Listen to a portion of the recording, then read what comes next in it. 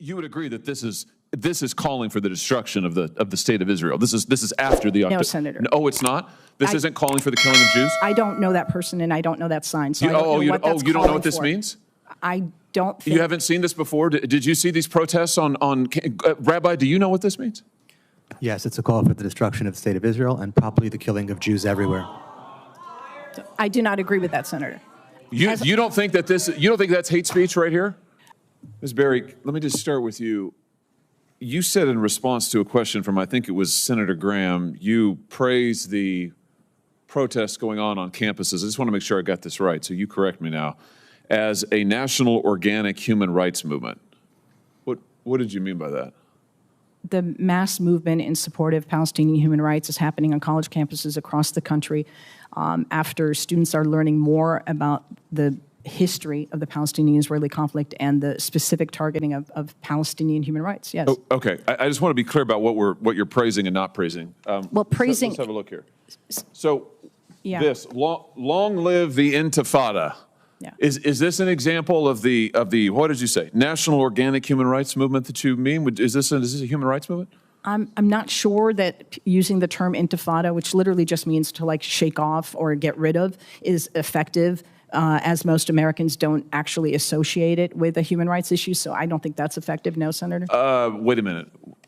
You don't think it's effective, but you would agree that this is calling for the destruction of the state of Israel. This is after the No, Senator. No, it's not. This isn't calling for the killing of Jews. I don't know that person, and I don't know that sign. So you don't know what this means? I don't think. You haven't seen this before. Did you see these protests on Rabbi? Do you know what this means? Yes, it's a call for the destruction of the state of Israel and probably the killing of Jews everywhere. I do not agree with that, Senator. You don't think that's hate speech right here? Long live the Intifada can mean different. As I see the problem, it can mean different things. Wait a minute. These are protests, violent protests on campuses that targeted Jewish students, attacked them personally, prevented them from going to camp, going to class, put them in fear of their safety after the October 7th attacks on the state of Israel that murdered more Jews than at any time since the Holocaust. And you're saying you think that this is an ambiguous message?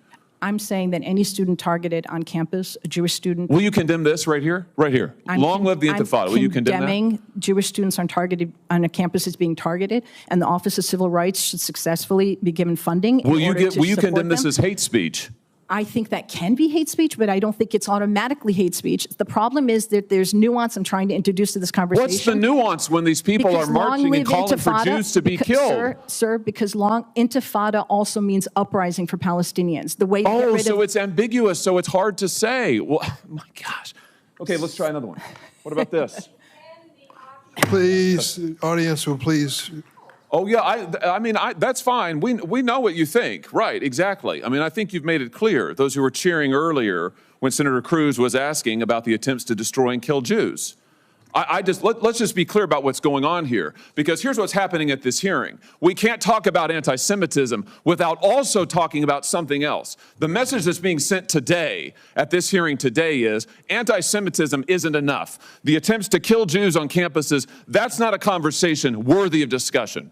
You've got to add something else to it. So if you want to kill Jews, oh, well, we can't talk about that unless we also talk about 15 other things. And now we have a witness sitting here who will not condemn the attempts on these campuses that are blatantly anti-Semitic tropes, Nazi tropes to try and kill Jews. What about this one? There's only one solution. Is that a national organic human rights movement? No, sir. I trust that's in reference to Holocaust, and that's I would think the final solution. Okay, what about this? What about this? Glory to our martyrs. Again, I don't understand the point of messaging like that. I don't know what that means. Would you condemn this as anti-Semitic? This was projected here in Washington, D.C. on the campus in front of Jewish students following the October 7th massacre. I think that is not appropriate speech at a time. It's hate speech in the context, don't you think? Sure, but the point is I would prefer to focus on the issue of hate crime. That's the reason I'm saying this is a hate crime. When you threaten to kill Jews and destroy the state of Israel, that's hate speech. No, that's a hate crime. Threatening to kill anyone, including Jews, is let's not pretend that it's ambivalent or ambiguous or we're not sure. How about this one?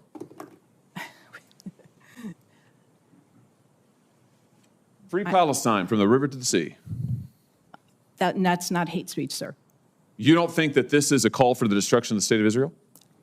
Again, I can speak to what I think, which is amazing, because I'd love to talk about what I think, but I really think the focus of our hearing You don't should think be that the after growing the problem October of hate 7th crime. attacks, when this was projected in front of a group of Jewish students right here in the District of Columbia, you don't think that's an attempt to intimidate them and call for the destruction of the state of Israel?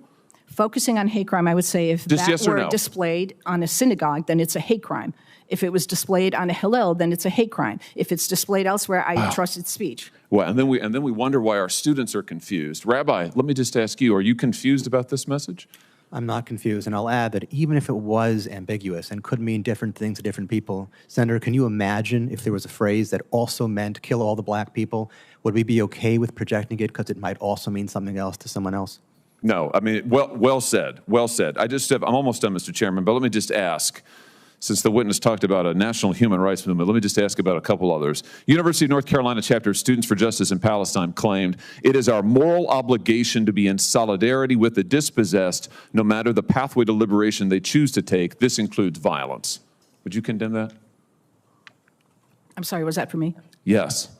It is our moral obligation to be in solidarity with the dispossessed, no matter the pathway to liberation they choose to take. This includes violence. You condemn that? I certainly condemn violence. Good. You condemn that statement? I condemn violence. I have no interest in engaging in this back and forth about individual statements of students. You know what? I do have an interest in it, and here's why. What I just read to you, the United States Senate unanimously condemned this rhetoric. And unless we take a stand now on this rhetoric, on this specific rhetoric out of the mouths of these students that you have called National Organic Human Rights Movement protesters, we are going to send the message that trying to kill Jews on campus, trying to prevent Jews from going to class on campus is just okay. It's just another viewpoint. Senator, it's your not time just is another viewpoint. And Never frankly, okay. what you're trying to do here Senator, today, I your think time is has wrong. expired. Deeply wrong, sir. Senator Kennedy. Thank you, Mr. Chairman. Rabbi, do you believe there are a substantial number of people at Harvard University who believe in diversity, equity, inclusion, and the right to harass Jews? I do. That's a yes. Yes. And do you believe those people have acted on their self-anointed right to harass Jews? Yes. And has the administration at Harvard University allowed that to happen? Yes. Is that true at University of California at Berkeley? Yes. How about UCLA? Yes. How about NYU? Yes. A lot of other universities too. Isn't that the case? That is correct. Now, Title VI says that if you receive federal money, you can't harass Jews. Isn't that true? That is correct.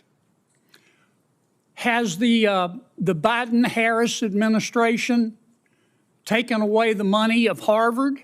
No. How about Berkeley? Nope. How about UCLA? No, sir. How about NYU? No. They've just talked, haven't they? That is correct. Okay.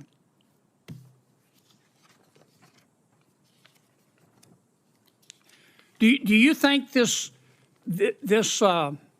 condoned behavior at these universities, this condoned belief at these universities, and let me state it again, they believe in diversity, equity, inclusion, and the right to harass Jews? It's what they believe. What you do is what you believe. Everything else is just cottage cheese. Do you think that is consistent with their mission as universities? Absolutely not. Okay. So above and beyond the question of money, it is the morality, the purpose of higher education in America, is it not? That is correct. Ms. Berry, you are the executive director of the Arab American Institute. Is that correct? Correct, sir. Okay. And according to your website, you're also, I'm going to quote here, a longtime Democratic Party activist who served as a member of the 2016 Democratic National Convention's Platform Standing Committee, close quote. Is that correct? That's correct. Okay. You support Hamas, do you not? Senator, oddly enough, I'm going to say thank you for that question because it demonstrates the purpose of our hearing today in a very effective way. Let's start first with a yes or no. Hamas is a foreign terrorist organization that I do not support, but you asking the executive director of the Arab American Institute that question very much puts the focus on the issue of hate in our country. Well, I got your answer, and I appreciate it.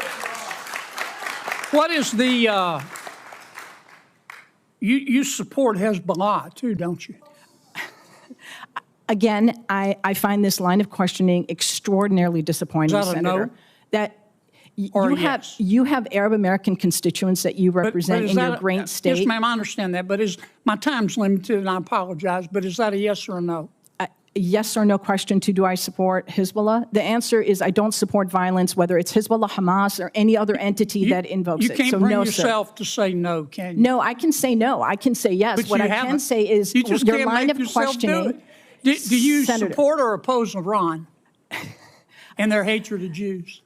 Again, I'm going to emphasize Iran, Hezbollah, Hamas, none of them is going to, this you discussion. can't bring yourself to say no, can Sir, you? I don't support. It's real simple. Excuse me. I'm going to, Ian, if I may, as a Muslim woman, sir, I'm going to tell you I do not support Iran. But what I will tell you is that this conversation. I'm running out of time. I'm Okay. sorry. You called our decision to cut funding. You called our decision to cut fund. Well, first, what's the United Nations Relief and Works Agency? It's UNRWA, which is the institution that exists to provide services and aid to the nearly 6 million Palestinian refugees. And you called our decision to cut funding for them, quote, an incredible moral failure, close quote.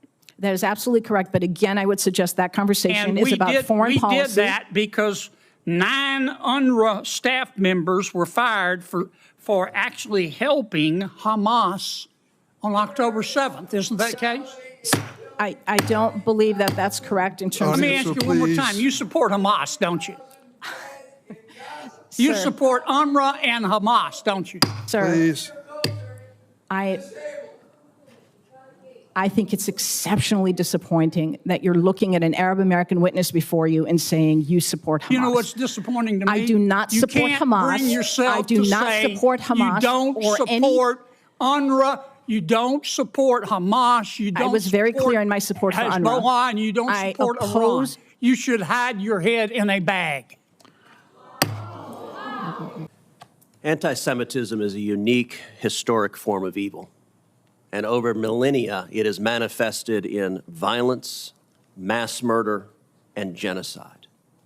October 7th was one of the darkest days in human history when terrorists murdered over 1,200 Israelis and took 251 hostages. Women and girls were raped. It was the single largest mass murder of Jews in a day since the Holocaust. In the wake of October 7th, we have seen anti-Semitism explode across the United States and across the world, but especially on college campuses. As the ADL has illustrated, from 2022 to 2023, the number of anti-Semitic incidents more than doubled in the United States. But college campuses in particular have become vile incubators of hatred of Jews.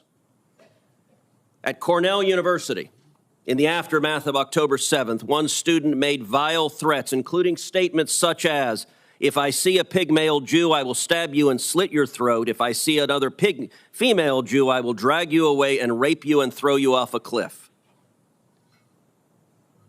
A student organization at California State University, Long Beach, circulated a flyer calling for a, quote, day of resistance in celebration of October 7th. You will note on the flyer is an image of a person parachuting with a fan attached.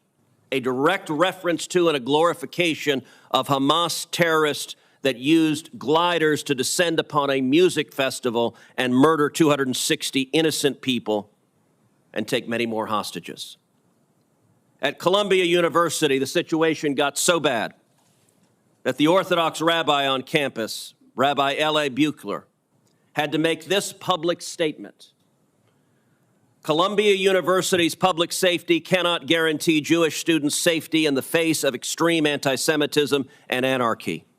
It deeply pains me to say that I would strongly recommend you return home. This was directed to Jewish students as soon as possible and remain home. The rabbi had every reason to be concerned. At Columbia's campus, individuals yelled, "We love Hamas, we're all Hamas, long live Hamas." At the University of Washington, the granddaughter of Holocaust survivors was told that she was called names, she was spit at, she was laughed at. She said she no longer felt safe on campus, and she was told to go back to the gas chambers. This is sick and horrific. At Columbia, when Jewish students were engaged in displaying the American flag and the Israeli flag, another student wearing a mask because these protesters are oh so brave, they almost always cover their face, held up a handwritten sign saying Al-Qassam's next target. Al-Qassam is the military arm of Hamas. According to social media, this particular student is a wealthy student from Georgia. She's not Palestinian, but she has been taught lies and hatred, and she feels perfectly comfortable advocating the murder of her fellow students at Columbia. At MIT, students have reported they feel unsafe to go to class. And the MIT president has said that she would not discipline the students making those threats because if she did, they risk losing their visas and being deported. Throughout all of this, the Biden-Harris administration has been utterly absent. Does anyone doubt if the Klan were on college campuses terrorizing African-American students, threatening African-American students, that we would see the FBI there, that we would see prosecutors there, that we would see federal funding cut off to universities? Of course we would, and we should.